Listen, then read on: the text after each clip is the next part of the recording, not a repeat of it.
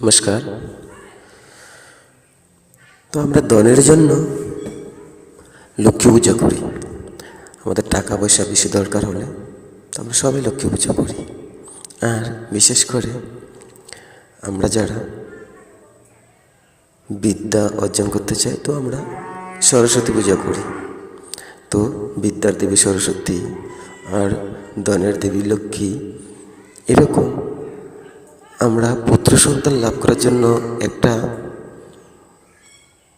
উপাসনা আছে, আর সেটা হয়েছে পবিত্র অর্গুণী একাদশী, যেটাকে বলা হয় পুত্রদা একাদশী।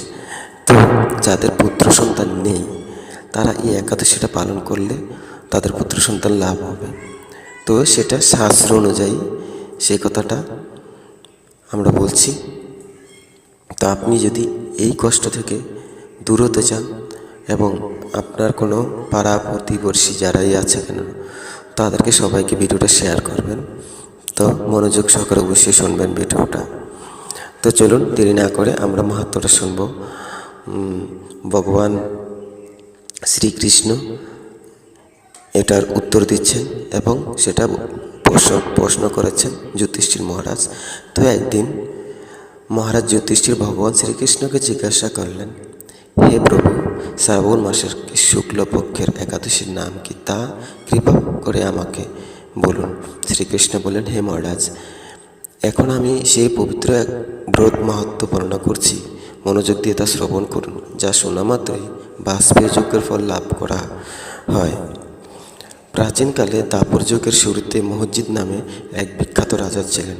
তিনি মহিষ্মতি নগরে রাজত্ব করতেন, কিন্তু দুঃখের বিষয় এই যে তার মনে বিন্দুমাত্র সুখ শান্তি ছিল না, কেননা তিনি ছিলেন অপুত্রক। অবশ্যই আপনারা বুঝতে পারছেন যে অপুত্রক মানে হচ্ছে যার পুত্র নেই।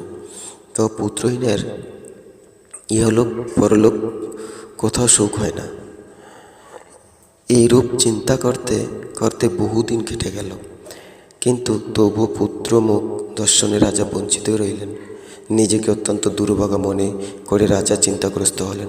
প্রজাদের সামনে গিয়ে বলতে লাগলেন, হে প্রজাবৃন্দ, তোমরা শোনো, আমি এই জন্মে তো কোনো পাপ কাজ করিনি, অন্যায়ভাবে আমার রাজকোষ বৃদ্ধি করিনি, ব্রাহ্মণ বা দেবতাদের সম্পদ কখনো গ্রহণ করিনি, উপরম্ভ প্রজাদেরকে পুত্রের মতো লালন পালন করেছি, ধর্ম অনুযায়ী পৃথিবী শাসন করেছি, দুষ্টদের যথানুরূপ দণ্ড দিয়েছি, সজ্জন ব্যক্তিদের যথাযোগ্য সম্মান করেও কখনো অবহেলা করিনি। তাই হে ব্রাহ্মণগণ, এই প্রকার ধর্মবোধ অবলম্বন করা সত্ত্বেও কেন আমার পুত্র লাভ হল না, তা আপনারা কৃপা করে অনুসন্ধান করুন। রাজার এই প্রকার কাতর উক্তি শ্রবণে ব্যথিত রাজ ভক্ত পুরোহিত ব্রাহ্মণগণ রাজার মঙ্গলের জন্য গভীর বনে ত্রিকালজ্ঞ মুনি ঋষির কাছে যেতে মনস্থ করলেন। বনের মধ্যে ঋষির আশ্রম সকল দেখতে দেখতে তারা এক মুনির সন্ধান পেলেন। তিনি দীর্ঘায়ু, নিরাহারে ঘোর তপস্যায় মগ্ন ছিলেন।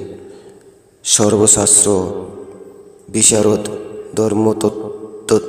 ধর্মতত্ত্বজ্ঞ ও ত্রিকালজ্ঞ সেই মহামুনি লোমশ নামে পরিচিত। ব্রহ্মার এক কল্প অতিবাহিত হলে মুনিবরের গায়ের একটি লোম পরিত্যক্ত হয়। এই কারণে এই মহামুনির নাম লোমশ। সত্যি অনেক অবাক করার মতো। ব্রহ্মার এক কল্প যখন পার হয়ে যাবে তখনই এই মুনির একটি মাত্র গায়ের লোম মাত্র ওনার পড়বে। বুঝতে পারছেন আপনারা কত বড় মুনি। তো চলুন পড়ে, তাকে দেখে সকলে ধন্য হলেন। তারাই পরস্পর বলতে লাগলেন যে আমাদের বহু জন্মের সৌভাগ্যের ফলে আজ আমরা এই মুনিবরের সাক্ষাৎ লাভ করলাম। তারপর ঋষিবর তাদের সম্বোধন করে বললেন, কি কারণে আপনারা এখানে এসেছেন এবং কেনই বা আমার এত প্রশংসা করছেন তা স্পষ্ট করে বলুন। আপনাদের যাতে মঙ্গল হয় আমি নিশ্চয়ই তার চেষ্টা করব। ব্রাহ্মণেরা বললেন, হে ঋষিবর, আমরা যে উদ্দেশ্যে এখানে এসেছি আপনি তা কৃপা করে শুনুন। এই পৃথিবীতে আপনার মতো শ্রেষ্ঠ ব্যক্তি আর কোথাও নেই। মহিজিৎ নামে এক রাজা নিঃসন্তান হওয়ার অতি দুঃখে দিন যাপন করছে। আমরা তার প্রজা। তিনি আমাদেরকে পুত্রের মতো পালন করেন, কিন্তু তিনি পুত্রহীন বলে আমরা সবাই মর্মাহত। তার দুঃখ দূর করতে আমরা এই বনে প্রবেশ করেছি। হে ব্রাহ্মণ শ্রেষ্ঠ, রাজা যাতে পুত্রের মুখ দর্শন করতে পারে, কৃপা করে তার কোনো উপায় আমাদের বলুন। তাদের কথা শুনে মুনিবর দেবমগ্ন হলেন। কিছু সময় পরে রাজার পূর্বজন্ম বৃত্তান্ত বলতে লাগলেন। এই রাজা পূর্বজন্মে এক দরিদ্র বৈশ্য ছিলেন। একবার তিনি একটি অন্যায় কার্য করে ফেলেন। ব্যবসা করবার জন্য তিনি এক গ্রাম থেকে অন্য গ্রামে যাতায়াত করতেন। এক সময় জ্যৈষ্ঠ মাসে শুক্লপক্ষের দশমীর দিনে কোথাও যাওয়ার পথে তিনি অত্যন্ত তৃষ্ণার্ত হয়ে পড়েন। গ্রাম প্রান্তে একটি জলাশয় তিনি দেখতে পান। সেখানে জলপানের জন্য যান। একটি গাভী ও তার বাছুর সেখানে জলপান করছিল। তাদেরকে তাড়িয়ে দিয়ে তিনি নিজেই জলপান করতে লাগলেন। এই পাপ কর্মের ফলে তিনি পুত্র সুখে বঞ্চিত হয়েছেন। কিন্তু পূর্বজন্মের কোনো পুণ্যের ফলে তিনি এই রকম নিষ্কণ্টক রাজ্য লাভ করেছেন। হে মুনিবর, শাস্ত্রে আছে যে পুণ্য দ্বারা পাপ ক্ষয় হয়, তাই আপনি এমন একটি পুণ্যব্রতের উপদেশ করুন যাতে তার প্রারব্ধ পাপ দূর হয় এবং আপনার অনুগ্রহে তিনি পুত্র সন্তান লাভ করতে পারে। লোমশ মুনি বললেন, শ্রাবণ মাসের শুক্লপক্ষের পবিত্রারূপিণী একাদশী ব্রত অভীষ্ট ফল প্রদান করে। আপনারা যথাবিধি তা সকল পালন করুন। লোমশ মুনির উপদেশ শুনে আনন্দ চিত্তে গৃহে প্রত্যাবর্তন করে তারা রাজাকে সেই সকল কথা জানালেন।